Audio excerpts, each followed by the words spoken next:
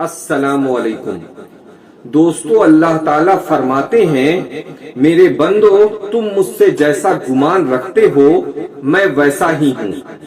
اب ہم ذرا سوچیں ہم اللہ تعالیٰ سے کیسا گمان رکھتے ہیں اور پھر روتے پھرتے ہیں کہ ہماری دعا قبول نہیں ہو رہی۔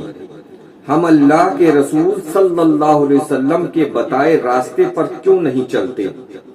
اگر ہم اپنی زندگی کا مقصد سمجھ جائیں، خدا کی قسم ہم کامیاب ہو جائیں گے۔ ہم اللہ کے حکموں کو مانتے ہی نہیں اور امید رکھتے ہیں کہ اللہ ہمارا کام بنا دے گا۔ اللہ کے رسول صلی اللہ علیہ وسلم نے ارشاد فرمایا، جس شخص کو ہمیشہ مسجد جاتے ہوئے دیکھو اس کے ایمان ہونے کی ضمانت دو، اللہ تعالیٰ اس کی زندگی بنا دیں گے، ہماری نہیں۔ ہم کیوں اللہ سے بغاوت کیے بیٹھے ہیں؟ ہم اس کے آگے اپنا سر کیوں نہیں جھکاتے؟ ہم اس کے آگے سر نہیں جھکاتے، اسی لیے ہمیں دوسروں کے آگے سر جھکانا پڑتا ہے۔